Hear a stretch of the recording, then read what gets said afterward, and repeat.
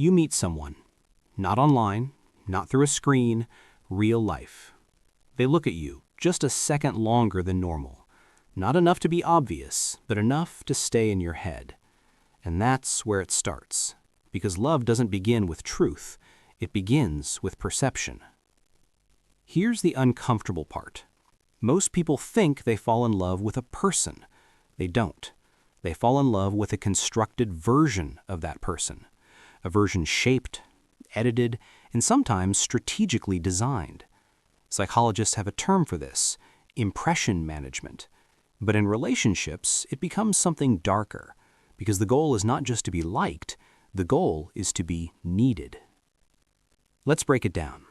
In the early phase of attraction, your brain is not thinking clearly, it's calculating, rapidly, subconsciously. Within seconds of meeting someone, your brain assigns them a value, status, safety, excitement. And here's the twist, uncertainty increases that value. Not clarity, not honesty, uncertainty.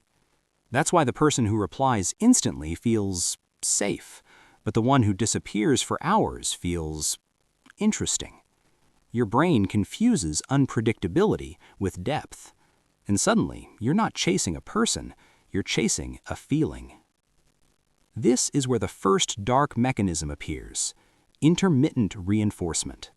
It's the same principle used in gambling. You don't win every time, but you win just enough to keep playing.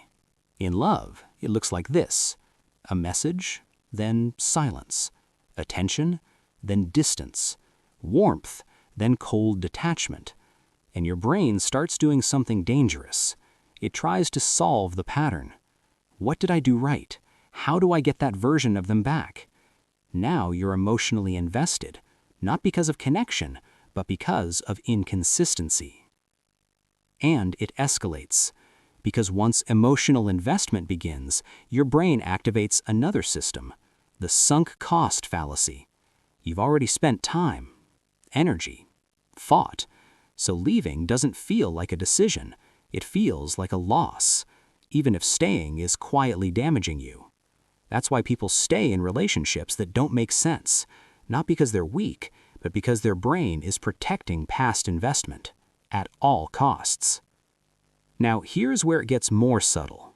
Mirroring. You meet someone who feels perfect. They like what you like. They understand you quickly. Too quickly. It feels rare, special, but often it's not connection. It's reflection. They're studying you, adapting, becoming what you respond to, because similarity builds trust faster than honesty. And once trust is built, influence becomes easier. Then comes emotional anchoring, a powerful one. Early in the relationship, something intense happens, a deep conversation, a vulnerable moment, a late-night confession. Your brain marks it. This is real. This is different. And now, every future behavior is judged against that moment. Even if things change, even if the person changes, you keep comparing them to who they used to be, not who they are. And that gap? That's where manipulation quietly lives. Let's talk about control. Not obvious control, subtle control. The kind that doesn't feel like control at all. It starts with small boundaries being tested, a joke that makes you uncomfortable, a comment that feels slightly off. You notice it, but you ignore it because everything else feels good.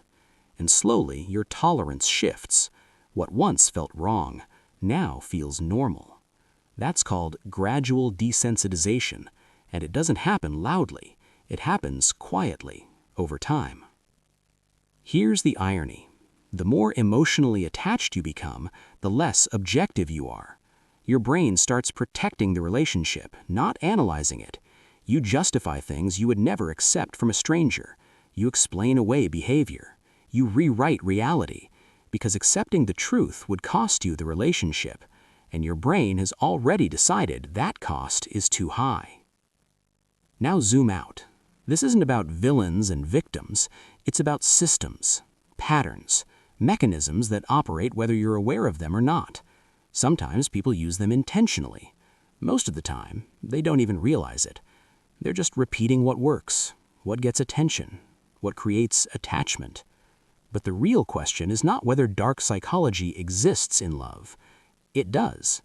The real question is this: if your feelings can be influenced, shaped, and even engineered, then how much of what you call love was ever fully your own to begin with? And if you can't answer that clearly, then maybe the most dangerous part of love is not losing someone else. It's losing your ability to see what's actually happening while you're inside it.